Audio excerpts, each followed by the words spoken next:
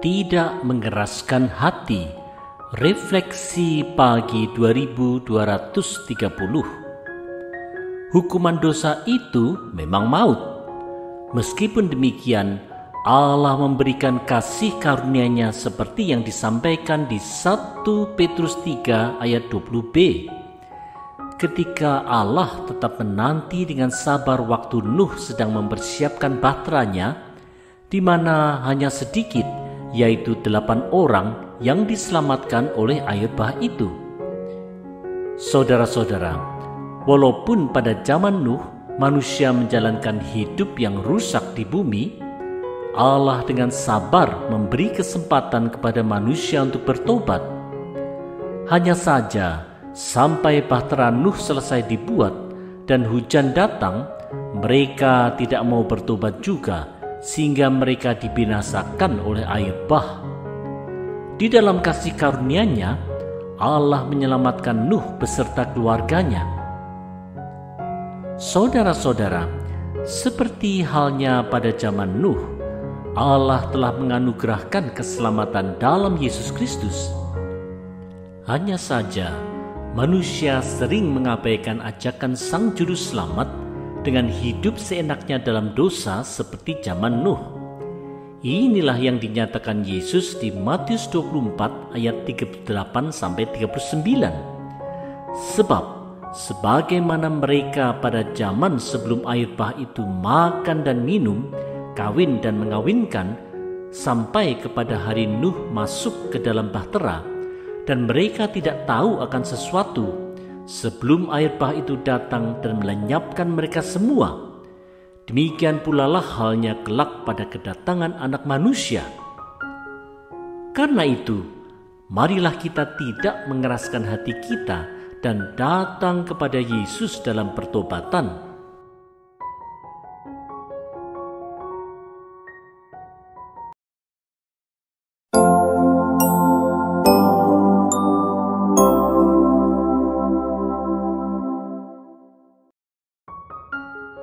Kasih karunia keselamatan. Refleksi pagi 2231. Bahtera adalah jalan keselamatan bagi keluarga Nuh. Baptisan kemudian dijadikan kiasan untuk penyelamatan Allah melalui bahtera Nuh sesuai 1 Petrus 3 ayat 21a. Juga kamu sekarang diselamatkan oleh kiasannya, yaitu baptisan. Maksudnya bukan untuk membersihkan kenajisan jasmani, melainkan untuk memohonkan hati nurani yang baik kepada Allah. Saudara-saudara, seperti halnya kasih karunia keselamatan yang diterima keluarga Nuh melalui bahtera, demikian juga keselamatan akan dialami oleh setiap orang yang menyatakan imannya dalam Yesus Kristus sewaktu ia dibaptis. Dalam kehidupan barunya, orang percaya akan hidup dalam hati nurani yang diperbaharui. Saudara-saudara, iman dalam Yesus Kristus yang diproklamasikan dalam baptisan adalah jalan keselamatan yang disediakan Allah.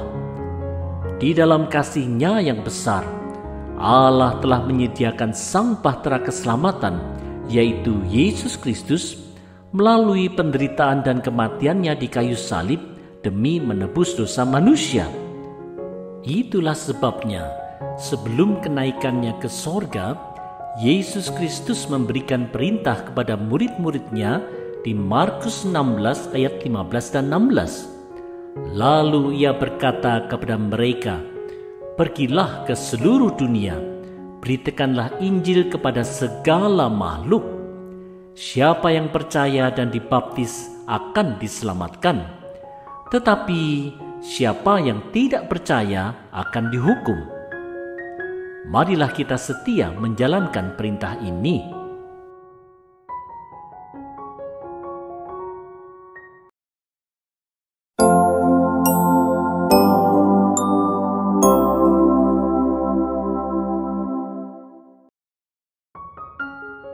Kuasa Allah yang hebat. Refleksi pagi 2232. Bagaimana kuasa Allah yang menyelamatkan itu dinyatakan melalui Yesus Kristus? Mari lihat 1 Petrus 3 ayat 21b dan 22.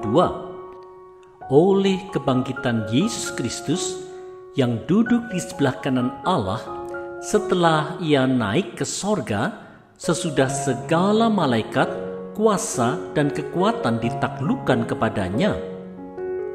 Saudara-saudara, Yesus Kristus memang harus mati demi menebus dosa manusia.